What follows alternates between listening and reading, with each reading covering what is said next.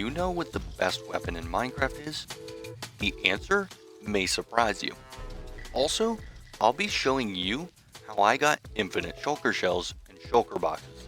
And it wasn't even that hard. Every Minecraft player should understand how shulker farming works, especially if you play on a server, so you're not going to want to miss this. My name is Pineapple Man, but you can call me Penny, and thank you for joining me in episode 5 of my survival series. Today I'll be building a super easy shulker farm and moving into the origin, as well as experimenting with what I think is the best weapon in the game. So stay tuned to see how all that goes for me. And so I found my way to an in-city where I planned to build the shulker farm. I started by finding the shulker, which I named Ryan, and I put him in a little box of dirty grass. Cringe. We'll be seeing more from Ryan later. I set up a quick little auto brewer so I could use a ton of instant health 2 splashes. Wow. These will come in handy really soon, and let's go ahead and jump into the build. So I started building a shulker duplication platform. The shulker farm itself will require a live shulker to get up and running. So if you're unaware, I'm going to describe how shulker farming works in a general sense. Shulkers fire a projectile known as a shulker bullet, and there's a chance of generating a new shulker when they get hit with one of these projectiles. The new shulker will take the position of the original shulker.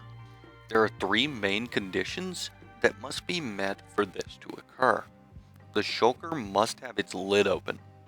The shulker needs to find a place to teleport, which occurs 8 blocks away from the shulker in every direction. And finally, every nearby shulker within 8 blocks reduces the chance to generate a duplicate shulker by 20%. This means that if there are 5 nearby shulkers, there's a 0% chance to generate a duplicate shulker. Another important mechanic to note is that when shulkers are at half health, every hit has a 25% chance to teleport the shulker away without generating a duplicate. This is typically a concern because it causes the shulker to teleport out of the farm, or in our case duplication chamber, and have to be repositioned or replaced. So to be super safe, I splashed Ryan with an instant health 2 potion every time he took damage. We successfully got Ryan to duplicate, and I moved him into a little prison. In between clips, I duplicated a few more Ryans. I put together this farm design, but it utilizes a mechanic that I learned about from someone called Ending Credits. I've linked them in the description. They do an excellent job of explaining this mechanic that the farm utilizes.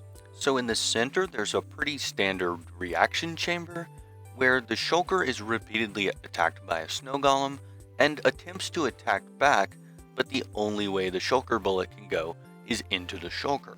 So once the duplication occurs, the shulker will teleport to one of the frog-like platforms, but it will recognize that his head is within a scaffolding block. It doesn't like this, so it decides to teleport away near instantly. We can essentially use this to make a one-way teleportation ladder for the shulker to control exactly where it goes. They'll either decide to teleport to the upper frog-like platform, where they will be stored in a shulker bank, or the acacia platform, where they will be carted into the water column to drown. RIP. This clip shows off the reaction process in action. And up top you can see the shulker bank, which periodically sends a minecart to replace our nucleation shulker. This is because we have to assume that at some point the nucleation shulker will either die or teleport away without duplicating, thus ending the reaction. A few instant health 2 splashes go a long way at keeping your system running for a while. Finally, the shulkers go into the water tower and die. The hopper configuration below the water tower collects the shulker shells and then drops them down below.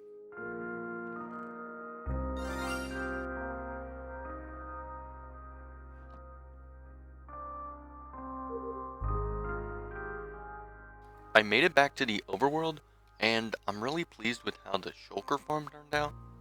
So I'm going to go ahead and start getting this wall of chests down and get moved into the origin. One of the things I want to do in the main structure here is build a bulk storage area for things that we'll have tons of. So I'm going to go ahead and prep the area and probably just make a cut to that. And so I made a quick bulk storage area in the side of the origin. I wanted to show off this cool design choice, which was to have a drop chute that goes all the way to our upper storage area. That way we could throw items down from the upper storage area down into the lower bulk storage area, and the system will process it over time. And so I felt the need to show off this pretty standard item filter design. So you'll see the comparators reading the output from the item hopper, and there's a few trash items in here, but then there's 41 of the item that we want to have filtered. So basically what's going on is the comparator is checking the output, and once an item that is accepted enters the hopper, it unlocks the hopper below and lets the item flow through. And so I just finished putting all the item filters in, and I wanted to show off some of the functionality of the system. So I used hopper minecarts as the intake that have been pushed inside of blocks using pistons. And I did this because they have a much faster item pickup rate than normal hoppers.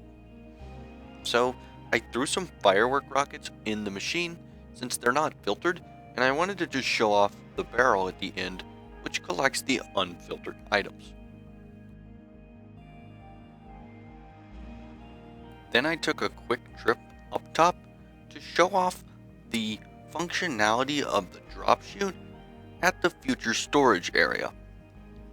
And with the bulk system functional, I decided it was time to move into the origin and to configure the item filters while I was sorting through my stuff. Okay, so it has been several hours since the last clip, and we're here at the origin because I want to show off the work that I've done up top at the general storage area, and I did a lot of building in the process, you'll see. So I made this kind of large column or large atrium maybe, and it's kind of suffered, or I'm trying to imply that it's suffered a structural collapse. So that's kind of what the posts are in there with the fences and the log and the spruce trap doors. And I kind of darken the edges around. You can see that gray concrete there and cyan, as well as the glow lichen, which is sort of implying a crack, like cracking in the terracotta, or in this case, we would kind of say that's probably concrete in real life or whatever. Anyways, so the cobble and the gravel is like a structural collapse with the posts kind of holding it up. So the lore is that this is an old lab and people have moved in at some point. So that's why that's all there, and that's why all this is here. I'm super happy with how this turned out. It looks really cool, especially that colorful area over there. Basically these are like maybe shop stalls. Oops, I left that out. Maybe shop stalls or something where I store types of items, not necessarily one item, but types of items. So you'll see me show off here. There's kind of a little stone area here for my stones, and it's not every stone I own, but this is where I'd go for stones if I need them. And here's my terraforming and organics, and you'll see there's kind of some overlap. Some of this is stones, or could be considered stones, but I use them in a terraforming application, so that's why they're here. Wood is kind of self-explanatory, and then this one is a bit of a mess, which is crafting and tools. And honestly, I'm a bit of a hoarder when it comes to some of these items, so those aren't super organized, but I know where they're all at. And then, like I said, this colorful area, I love how it turned out. It looks super cool. It looks kind of like a studio or something, where there's paint spilled on the floor with all these colors and stuff. And little banners hanging up that are like maybe portraits or art pieces or something. And of course I got a little banner crafting station, but really happy with that. It turned out really cool. So let me know what you think about that. And there's our drop chute, which I've been using like crazy during this whole process. This bulk storage thing is awesome. I don't typically build one of these just because, I don't know, like I said, organization is not my strong suit, but I'm trying to turn a new leaf on that. Anyways, I hope you like the build up here because it took a ton of time, and I just know this is really going to help with my creative process to have stuff organized in a nice way. Oh, and there's an area back here that I forgot to show off, which is kind of like a little potion area. I really like how it looks, and in these barrels I've got sort of my potion adjacent stuff. And you'll notice with this area it's very disheveled and organic, but there's also dirt. I replaced some of it with dirt, and dirt haters, sound off in the comments, but don't sleep on it. You can really imply a ruined look with dirt, and it's honestly kind of slept on. So don't throw your dirt away. Use it in your builds, and you'll like it, maybe. So I wanted to show off my super simple Trident farming method. All you really need to find is a large river biome, and this is kind of an exceptional specimen. It could even be smaller than this, and a few stacks of helper blocks or scaffolding. Rivers have a pretty high spawn rate for drowns, and if you notice that around Y48, the light level has completely diffused from the sky, so drown can spawn. What I like to do is build a platform at Y155. You can hang out up here for 10 to 15 seconds to give the drown plenty of time to spawn. Then just leap down and see how many there are. Check to see for any drown that have tridents and slay them. You'll want to fly above your platform at least 20 to 30 blocks to make sure that all these undesirables despawn. Simply repeat the process until you get as many tridents as you want. I decided to farm like this for around 10 minutes to prove that it works.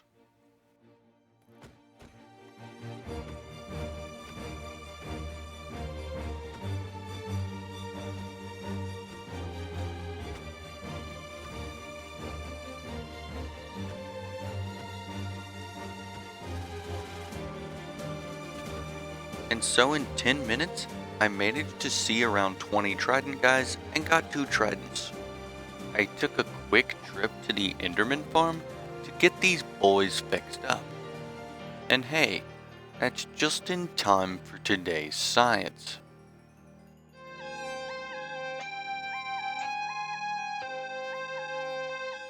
And rather predictably, today's science is all about the Trident. Wow.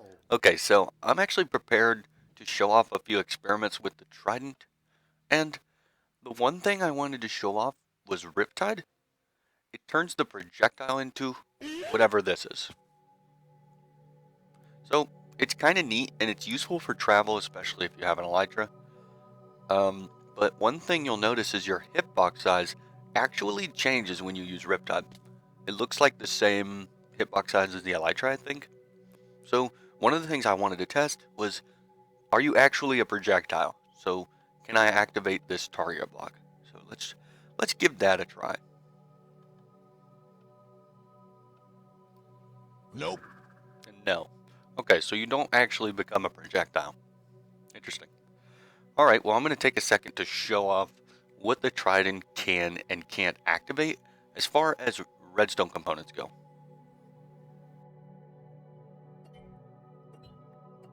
Some of these were rather predictable.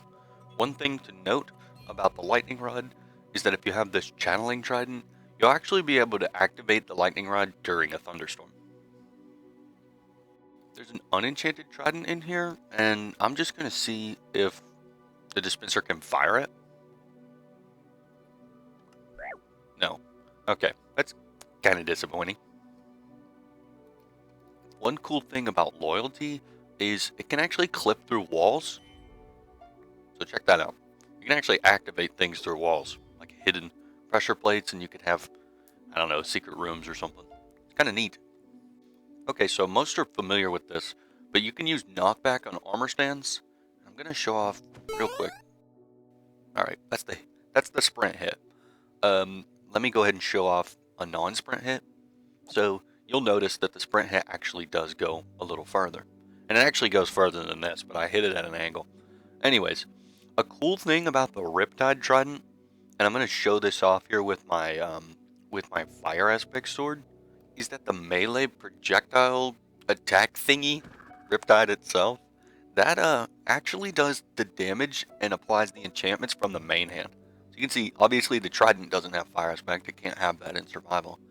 But yeah, that's kind of weird and interesting. I feel like a lot of people are not aware of that. And the one thing I wanted to try, that's why I showed off these armor stands, is what does it do to an armor stand with knockback? Okay, so that looked like a standard knockback hit.